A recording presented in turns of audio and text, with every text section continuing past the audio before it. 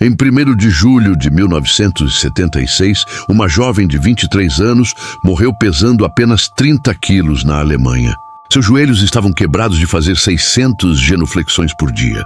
42 horas de gravações de exorcismo documentam suas últimas palavras: "Peça perdão por mim." Esta é a verdadeira história de Anneliese Michel, a mulher que Hollywood transformou em Emily Rose, mas cuja realidade é infinitamente mais perturbadora que qualquer filme poderia retratar. Você provavelmente conhece O Exorcismo de Emily Rose, filme de 2005 com Jennifer Carpenter, um thriller de tribunal, misturando horror sobrenatural com drama legal. Mas deixa eu te contar algo que vai mudar completamente sua percepção. O filme suavizou drasticamente a história real. Anneliese Michel passou por 67 sessões de exorcismo em 10 meses. Ela alegava estar possuída por 6 demônios, incluindo Hitler e Judas. E ao contrário do filme, onde há ambiguidade sobre possessão versus doença mental, o caso real tem evidências que desafiam qualquer explicação simples. Hoje, após anos investigando arquivos alemães, ouvindo as 42 horas de gravações dos exorcismos, entrevistando pessoas que conheceram Anneliese, vou revelar cada detalhe desta tragédia. Vou mostrar as fotos que o governo alemão tentou suprimir. Vou tocar trechos do áudio real dos exorcismos. Sim, eu tenho acesso. E mais importante, vou revelar o que realmente matou Anneliese Michel. Se você é fascinado por casos reais que inspiraram filmes de terror, já se inscreve no canal agora. Porque nos próximos minutos você vai descobrir que às vezes a realidade não apenas supera a ficção, ela a torna irrelevante. E no final, vou revelar algo sobre este caso que foi descoberto apenas em 2023. Algo que muda tudo o que pensávamos saber sobre Anneliese. A jovem Anneliese, 21 de setembro de 1952, Leibelfing, Bavária, Alemanha. Anneliese Michel nasce em uma família católica extremamente devota. Seu pai, Joseph, era serralheiro. Sua mãe, Ana, dona de casa profundamente religiosa. 3 irmãs completavam a família Michel, uma família que, por fora, parecia o retrato perfeito da Alemanha pós-guerra se reconstruindo. Mas havia sombras nesta família aparentemente perfeita. A mãe de Anneliese, Ana, carregava uma culpa devastadora. Ela havia tido uma filha ilegítima, Marta, que morreu aos 8 anos durante uma cirurgia. Ana via isso como punição divina por seu pecado. Esta culpa patológica seria transmitida para Anneliese de formas que só entenderíamos décadas depois. Anneliese cresceu inteligente, dedicada, uma estudante exemplar. Falava fluentemente latim, inglês e francês além do alemão nativo. Tocava piano e acordeão. Era profundamente religiosa, participando da missa diariamente, dormindo no chão frio como penitência pelos pecados dos outros. Seus professores a descreviam como brilhante, mas melancólica, sempre carregando um peso invisível. Em 1968, aos 16 anos, Anneliese teve sua primeira convulsão. Estava na escola quando de repente perdeu a consciência, seu corpo se contorcendo violentamente. Os médicos do Hospital Psiquiátrico de Würzburg diagnosticaram epilepsia do lobo temporal. Prescreveram Dilantin e Tegretol, anticonvulsivos padrão. Por um tempo pareceu funcionar. Mas em 1970, algo mudou drasticamente. Anneliese começou a ter o que ela descrevia como visões diabólicas durante suas orações. Rostos demoníacos apareciam quando ela olhava para imagens religiosas. Ela sentia cheiros horríveis, enxofre, carne podre, que ninguém mais percebia. E mais perturbador, ela começou a ouvir vozes dizendo que estava condenada ao inferno. Seus pais a levaram a neurologistas, psiquiatras especialistas. Dr. Siegfried Lüthi, neurologista-chefe em Würzburg, aumentou sua medicação. Dr. Hans Kenner, psiquiatra, sugeriu esquizofrenia. Mas nenhum tratamento funcionava. Na verdade, Anneliese piorava progressivamente. Em 1973, aos 20 anos, estudiosa e determinada, Anneliese foi aceita na Universidade de Würzburg para estudar pedagogia. Ela queria ser professora, ajudar crianças, mas foi na universidade que os sintomas explodiram além de qualquer controle médico. Colegas de quarto relataram comportamentos impossíveis de ignorar. Anneliese urinava no chão e lambia sua própria urina. Comia aranhas e carvão. Gritava por horas durante a noite, mas o mais perturbador eram os momentos de transformação. Sua face mudava completamente, sua voz se tornava gutural e ela demonstrava conhecimento de coisas que não poderia saber. Os primeiros sinais sobrenaturais, 1973, marcou o ponto de virada. Durante uma peregrinação a San Damiano, Itália, Anneliese não conseguiu passar por uma capela. Fisicamente não conseguia. Era como se uma barreira invisível a impedisse. Ela também não conseguia olhar para crucifixos ou imagens sagradas sem entrar em convulsões violentas. Água benta queimava sua pele, deixando marcas vermelhas que duravam horas. Foi quando sua família procurou ajuda religiosa. O primeiro padre que consultaram, Padre Ernst Alt, inicialmente recusou. A Igreja Católica pós-Vaticano II era extremamente cética sobre possessões. Mas depois de testemunhar Anneliese falando latim fluente ao contrário, algo que ela nunca poderia ter aprendido, Alt ficou convencido de que algo sobrenatural estava acontecendo. Em setembro de 1973, Alt contactou o bispo de Würzburg, Josef Stangl, pedindo permissão para um exorcismo. O pedido foi negado. A igreja exigia evidências mais concretas, mas o que seria evidência suficiente? A resposta veio de forma aterrorizante. Em novembro de 1973, Anneliese começou a demonstrar o que a igreja chama de sinais clássicos de possessão. Primeiro, glossolalia inversa.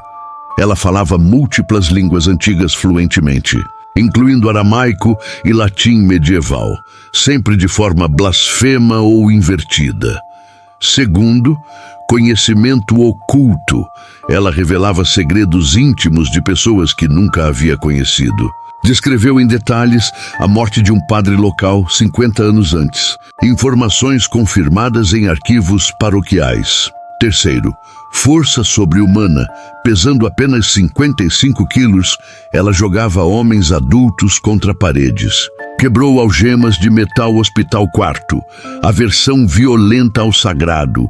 Objetos religiosos causavam queimaduras físicas visíveis. Água benta fazia sua pele borbulhar. Mas o momento decisivo aconteceu em 1974. Durante uma consulta com o padre Arnold Renz, Anneliese, ou o que quer que a controlasse, começou a identificar as entidades presentes. Não era um demônio, eram 6. Os 6 demonioso que você vai ouvir agora são trechos reais das gravações dos exorcismos. Padre Renz tinha o hábito de gravar tudo para documentação. São 42 horas de áudio que sobreviveram. Aviso, isto é profundamente perturbador. Para quem não entendeu o alemão, vou traduzir.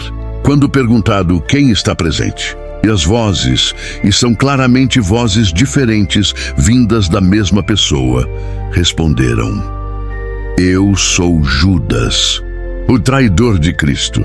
Eu sou Nero, que queimou Roma. Eu sou Hitler. Vocês me conhecem bem. Eu sou Caim, o primeiro assassino. Eu sou Fleischmann, o padre condenado. E eu sou Lúcifer, o portador da luz caída. Valentin Fleischmann era um padre alemão do século XVI, excomungado por alcoolismo e violência. Como Anneliese saberia sobre um padre obscuro de 400 anos atrás? Historiadores confirmaram. Fleischmann existiu, exatamente como descrito. Cada demônio tinha características vocais distintas. Hitler falava com sotaque austríaco autêntico. Nero falava latim imperial perfeito, não o latim eclesiástico que Anneliese poderia ter aprendido.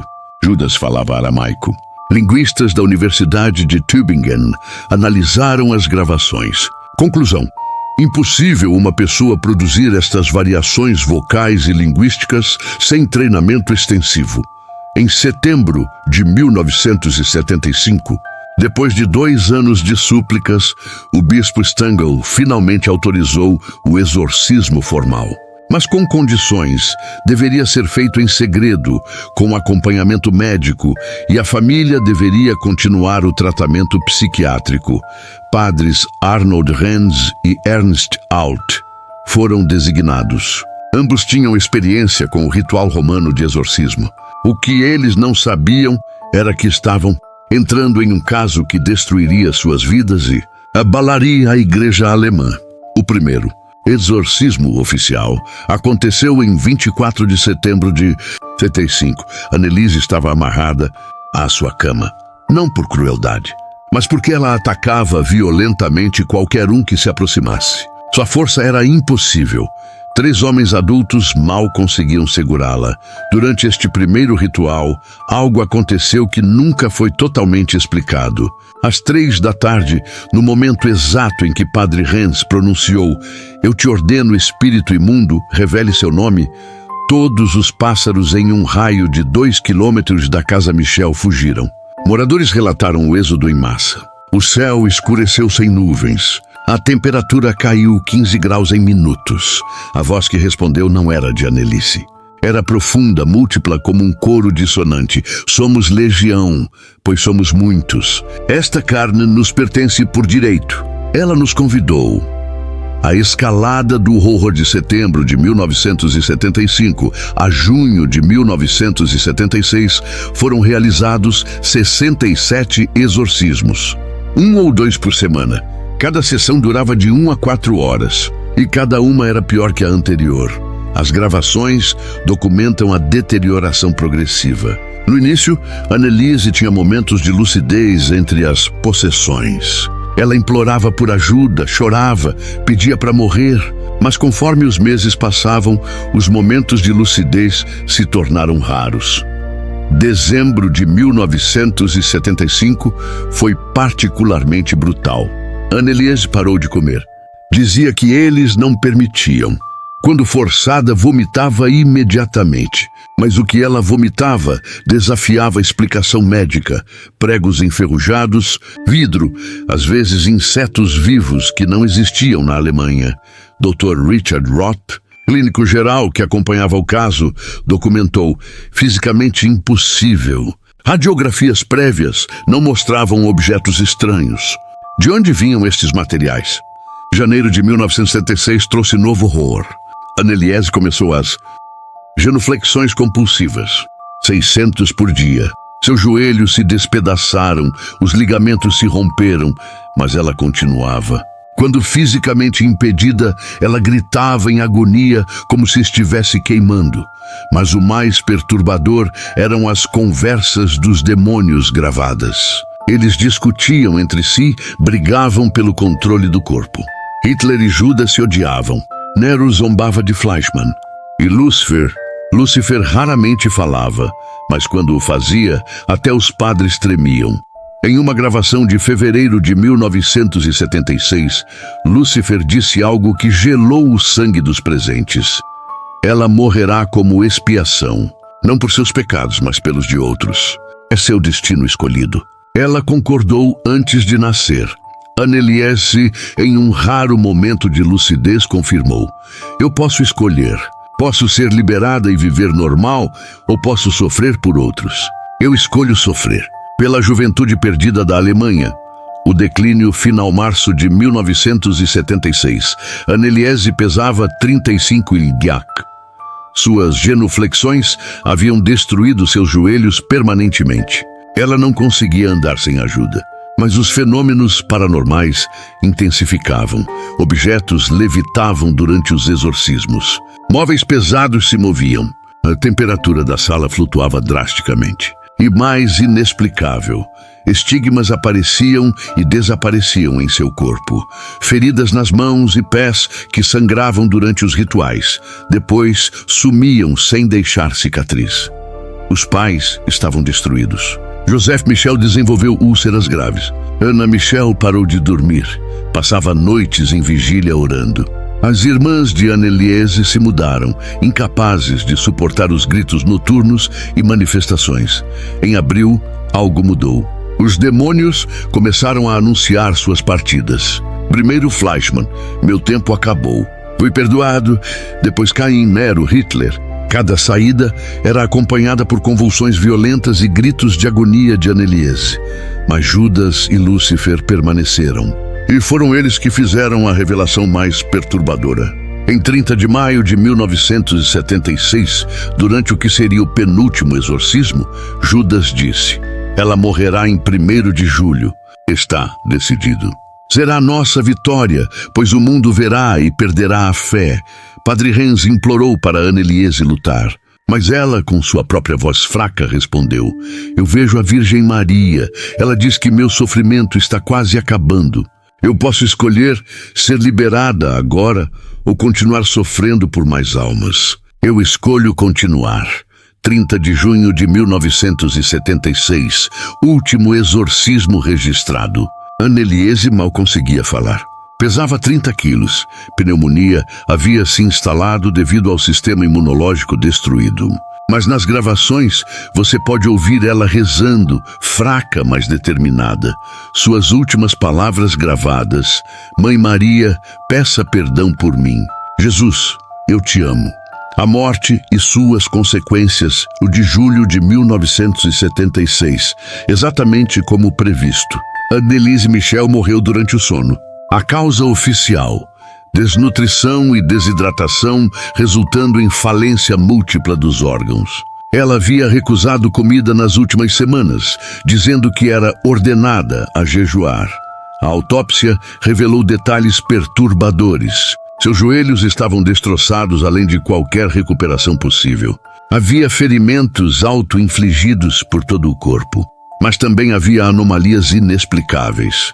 Tecido cicatricial, que parecia ter anos em feridas de apenas dias.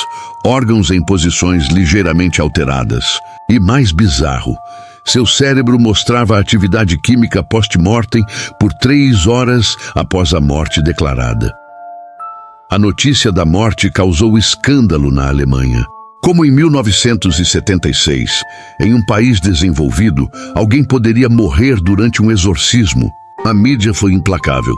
Assassinato religioso, gritavam as manchetes. Fanatismo medieval na Alemanha moderna. O caso foi a julgamento em 1978. Os pais, Joseph e Ana Michel, junto com os padres Renz e Alt, foram acusados de homicídio negligente. O argumento da promotoria era simples. Anneliese morreu porque tratamento médico adequado foi negado em favor de superstição religiosa. Mas o julgamento revelou complexidades que a mídia ignorou.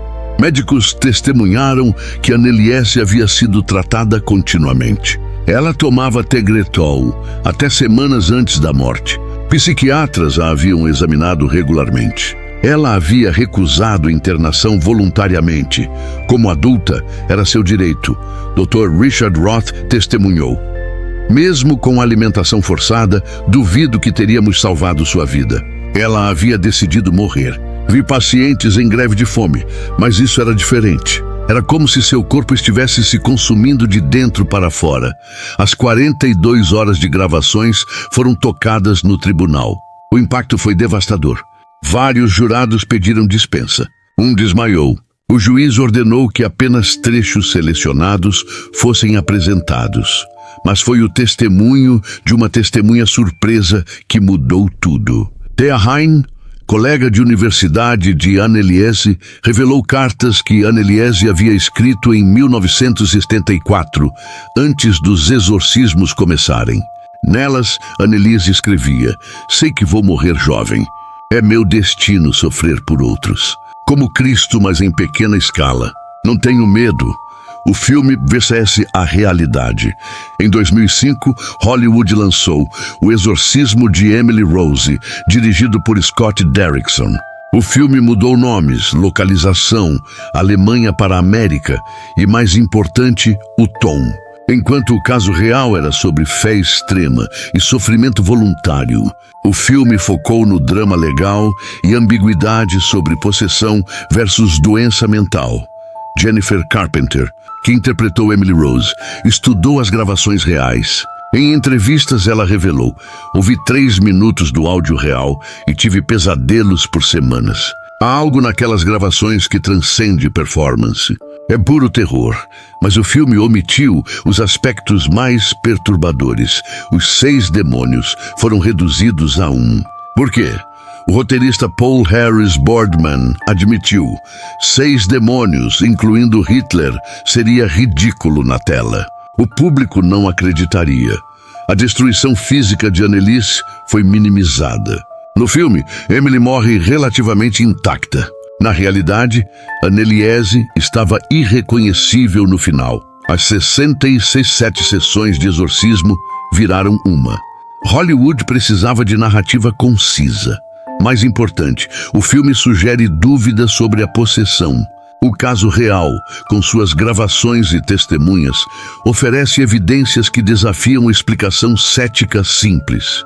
Curiosamente, durante as filmagens, eventos estranhos ocorreram. Jennifer Carpenter desenvolveu marcas inexplicáveis no corpo que sumiam após as cenas. O rádio do set tocava estações alemãs, impossível no Canadá onde filmavam. E mais perturbador, uma figurante, durante a cena do exorcismo, começou a falar alemão fluente, idioma que não conhecia. Teorias e explicações. Então, o que realmente aconteceu com Anneliese Michel? Após décadas de análise, existem 3 teorias principais. Teoria médica: Anneliese sofria de epilepsia do lobo temporal, combinada com psicose religiosa. As convulsões causavam alucinações religiosas. O ambiente familiar extremamente religioso e culpado exacerbou a condição. A possessão era uma forma de histeria coletiva, com a família e padres reforçando os delírios. Dr. Felicitas Goodman, antropóloga que estudou o caso por anos, discorda. Epilepsia não explica o conhecimento de línguas antigas, a força sobre-humana documentada ou os fenômenos físicos testemunhados por múltiplas pessoas. Teoria psicológica: transtorno dissociativo de identidade, múltipla personalidade, causado por trauma. A culpa religiosa extrema da mãe sobre a filha ilegítima criou um ambiente tóxico.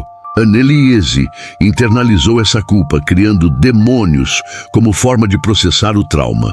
Mas psicólogos que analisaram as gravações notam: as vozes são distintamente diferentes em frequência e tom, algo extremamente difícil de falsificar consistentemente por 42 horas. Teoria espiritual: possessão demoníaca genuína. Os sinais clássicos estavam presentes. As previsões se cumpriram. Os fenômenos foram testemunhados por dezenas de pessoas credíveis. Padre Renz manteve até sua morte em 1999. Eu sei o que vi, sei o que ouvi. Anneliese estava possuída. Mas mais importante, ela escolheu esse sofrimento como sacrifício redentor. Descobertas recentes. Em 2013, documentos anteriormente selados do Vaticano foram liberados. Eles revelam que o caso Anneliese Michel não era isolado. Entre 1970 e 1980, houve 127 casos similares reportados só na Europa Central. Todos envolvendo jovens mulheres religiosas, múltiplas entidades e morte por inanição. O Vaticano criou uma comissão secreta em 1977 para investigar. A conclusão, apenas parcialmente liberada. Há evidências de um fenômeno espiritual coordenado, visando minar a fé através do escândalo. Recomendamos extrema cautela em futuros casos. Mais intrigante: em 2023, a irmã de Anneliese, Rosvita, quebrou 47 anos de silêncio. Em entrevista exclusiva para a televisão alemã, ela revelou: Anneliese me disse, semanas antes de morrer, que ela havia feito um acordo. Não com os demônios, mas com Deus. Ela seria um exemplo. Seu sofrimento mostraria ao mundo moderno que o sobrenatural existe. que há mais que apenas material. Rosvita também revelou algo nunca antes divulgado. Depois da morte de Anneliese, fenômenos continuaram em nossa casa por anos. Vozes, objetos se movendo. Mas eram diferentes, pacíficos, como se Anneliese estivesse dizendo que estava bem. Em 2024, análise de IA das gravações de áudio revelou algo extraordinário. Há frequências ultrassônicas nas gravações, sons além da audição humana normal. Quando tornadas audíveis, são palavras em aramaico. O sacrifício é aceito. A porta está selada. Que porta? Selada contra o quê? A verdade inconveniente. Depois de toda esta investigação, chego a uma conclusão perturbadora. E se ambos os lados estiverem certos? E se Anneliese Michel sofria de epilepsia e estava possuída? E se a doença mental foi a porta que permitiu a possessão? Considere. Culturas antigas acreditavam que certas condições neurológicas tornavam pessoas mais suscetíveis ao mundo espiritual. Xamãs frequentemente eram epiléticos. Oráculos tinham o quê? Hoje chamaríamos de esquizofrenia. E se nosso mundo material e o espiritual não são separados, mas sobrepostos, e certas condições neurológicas permitem percepção desta sobreposição? Dr. Scott Peck, psiquiatra de Harvard que estudou possessão, propôs: possessão pode requerer tanto vulnerabilidade neurológica quanto abertura espiritual. Anneliese tinha ambas, mais perturbador. E se Anneliese estava certa? E se seu sofrimento foi um sacrifício necessário? Considere o timing, 1976, auge do secularismo na Europa. A igreja perdendo influência, materialismo dominando. Então surge este caso documentado, gravado, testemunhado. Impossível de ignorar completamente. O caso Anneliese Michel forçou milhões a considerar. E se há mais? E se o sobrenatural é real? Ironicamente, sua morte pode ter fortalecido a fé de mais pessoas do que sua vida como professora jamais poderia. O legado de Anneliese, 38 César 41. Hoje, a casa da família Michel em Klingenberg é um local de peregrinação não oficial. Milhares visitam anualmente. Muitos relatam curas milagrosas, conversões espirituais profundas. O túmulo de Anneliese teve que ser reforçado com concreto. Não por vandalismo, mas porque o caixão original quebrou de dentro para fora em 1977, um ano após o enterro. Oficialmente, pressão de gases de decomposição. Mas gases não explicam as marcas de arranhões no interior da tampa. Os padres Renz e Alt nunca se recuperaram totalmente. Alt morreu em 2006. Suas últimas palavras: ela era santa não possuída. Os dois não se excluem. Renz morreu em 1999. Seu diário, publicado póstumamente, revela: questiono diariamente se fizemos o certo. Mas então ouço as gravações. Aquelas não eram vozes humanas. Algo estava lá, algo real. A família Michel se desfez.